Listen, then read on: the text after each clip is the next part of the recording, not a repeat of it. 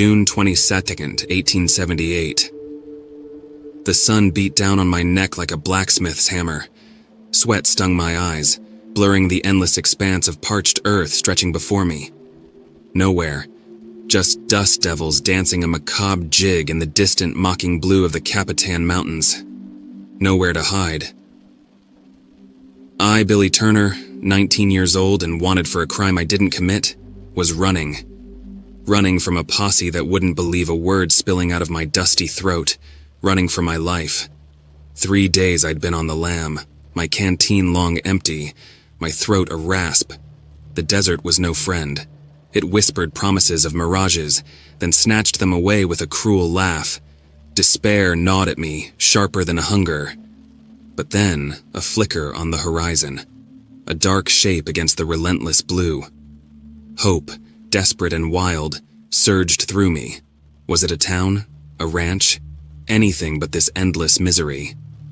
As I stumbled closer, my parched brain conjured images of a welcoming saloon, a steaming mug of coffee, a bed that wasn't the unforgiving earth. But as I drew nearer, the shape began to solidify, and the nascent hope curdled in my gut. It wasn't a building. It was bones. A colossal pile of bleached white bones, stacked impossibly high like some grotesque monument. Skulls, leg bones, ribs. The remnants of countless creatures picked clean by the merciless sun. A chill, unrelated to the desert heat, snaked down my spine.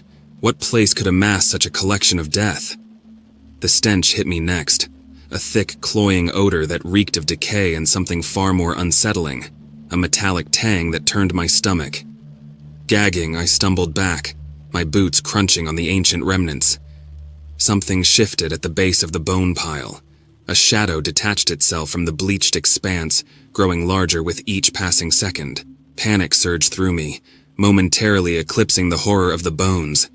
My hand instinctively went for the worn holster on my hip, only to find it empty.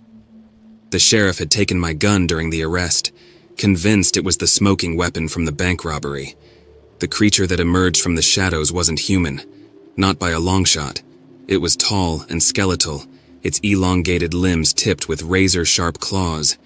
Its skin, if you could call it that, resembled stretched, rotting leather, pulled taut over a rib cage that seemed to heave with every ragged breath. 2 glowing red orbs burned like embers in the sunken sockets of its skull. Its mouth, a gaping maw lined with jagged teeth, dripped with a viscous liquid that sizzled on the hot sand. The creature let out a sound that wasn't quite a growl, but a guttural rasp that scraped against my sanity. It took a lumbering step towards me, the ground groaning beneath its weight. Terror locked me in place, a silent scream trapped in my throat. This wasn't a coyote or a wildcat. This was something born of pure nightmare. Just as the creature lunged, a crack of thunder split the sky. A flash of lightning illuminated the scene, momentarily blinding me. When my vision cleared, the monstrosity was gone, vanished without a trace, leaving behind only the oppressive silence and the stench of death. Tears streamed down my face, a mixture of relief and terror. I collapsed onto the sand, my body a trembling mess. The storm clouds gathered quickly above, promising a much-needed downpour. But as the first raindrops fell, a new sound reached my ears. A high-pitched keening, like the wail of a banshee, emanating from the depths of the bone pile. The sound sent chills down my spine, making me yearn for the thunder's comforting roar. The downpour intensified, quickly turning the dusty earth into a muddy mess. Seeking refuge, I scrambled towards a small, jagged outcropping of rock, its shadow a meager shield against the driving rain. As I huddled under the overhang, shivering from both the cold and the lingering terror, a new horror unfolded before me. The rain, instead of washing the bones clean, seemed to animate them. They began to writhe and shift, a gruesome ballet of skeletal limbs. Then, with a sickening crack, one of the skulls split open, revealing a writhing mass of flesh and bone that pulsed with a sickly luminescence. It wasn't alone. One after another, the skulls shattered, unleashing similar pulsating horrors. A chorus of inhuman shrieks filled the air, a cacophony that threatened to shatter my sanity. Panic clawed at me, urging me to run. But where? The storm raged outside, and this grotesquerie danced before me. I was trapped. The pulsating masses detached themselves from the shattered skulls, writhing and twisting until they formed a grotesque parody of a human figure. Each creature, a pale mockery of life, was a patchwork of flesh and bone, its glowing innards a beacon in the storm's fury. Their eyes, 2 points of eerie light in their skeletal faces, fixed on me with predatory hunger. They moved towards me with an unnatural gait, a slow shuffling dance that somehow felt more menacing than a sprint. The stench of decay, amplified by the rain, threatened to drown me.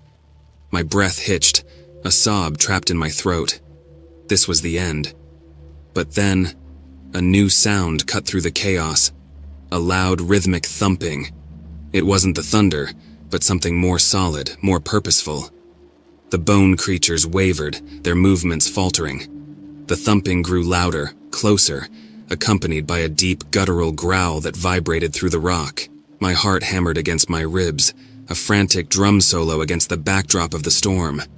Fear warred with a sliver of desperate hope. What new monstrosity was approaching? Friend or foe? From the swirling rain emerged another figure.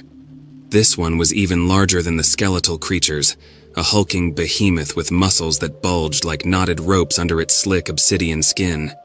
Its head, a distorted parody of a bull's, was crowned with massive horns that curved down like scimitars.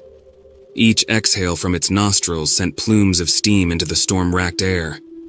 The bone creatures turned to face this new threat, their high-pitched keening rising in pitch. The behemoth roared, a sound that shook the very earth, and charged. It was a monstrous ballet of violence, the bone creatures snapping at the behemoth's armored hide with their rotting claws, while it swatted them aside with thunderous blows.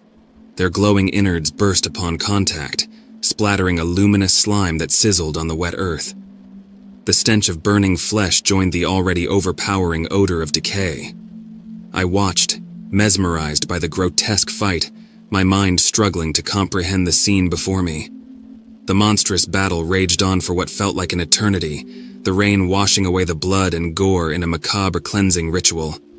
Finally, with a bone-jarring crunch, the behemoth drove its horn through the chest of the last remaining bone creature. The creature let out a piercing shriek before dissolving into a pile of pulsating goo. The behemoth stood there, panting, its body heaving with exertion. A single, glowing red eye stared directly at me. Panic choked off any thought of escape. This new creature, despite vanquishing the bone monstrosities, inspired a primal fear within me. It turned, its massive form blotting out the storm for a moment, and lumbered towards my meager shelter. I squeezed myself deeper into the rock, wishing for invisibility. The behemoth stopped just outside my hiding place, its hot breath washing over me. I dared to steal a glance. It was studying me, its single red eye boring into mine. Then, to my utter astonishment, it spoke. Its voice was a guttural rasp, distorted by its monstrous form, but the words were clear. "Why, intrude," it rumbled.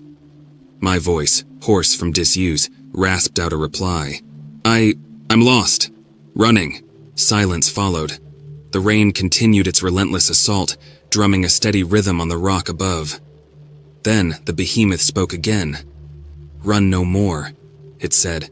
"This place needs guardian." Relief washed over me, so sudden and intense that it left me trembling. Instead of being devoured, I was being offered a job? The absurdity of it almost made me laugh. But then I looked around at the desolate landscape, at the skeletal monument that testified to the horrors this place harbored. This wasn't a place men wandered into by accident. Something had drawn me here, something beyond my control. The behemoth loomed, waiting for my answer. Was this my only chance at survival? To become the guardian of this cursed place, a prisoner in a desolate wasteland haunted by bone creatures? The rain began to slacken, the storm slowly losing its fury, and a sliver of hesitant hope peeked through the cracks of my despair. There wouldn't be a hero's welcome waiting back in Lincoln. My innocence wouldn't be proven. But here, Amidst the carnage and the stench, there was a chancey. A chance to stay alive. A chance to find a purpose, twisted as it may be. "All right," I croaked, my voice barely audible over the receding storm. I'll stay." The behemoth tilted its massive head, the single red eye blinking once. A low rumble emanated from its chest, something that could have been interpreted as a chuckle. "Good," it rumbled. "This place remembers, and it needs protection." It turned away, its immense form disappearing into the swirling mist that lingered on the horizon. As the sun began to peek through the clouds, casting an eerie orange glow on the landscape, I knew my life had taken a horrifying turn. But somewhere, beneath the fear and the despair, a flicker of something else ignited. A grim determination to survive, to become the warden of this macabre graveyard, the guardian of the Carnage of Capitan. It wasn't the life I had envisioned, but in the vast, unforgiving desert, it was the only option I had left.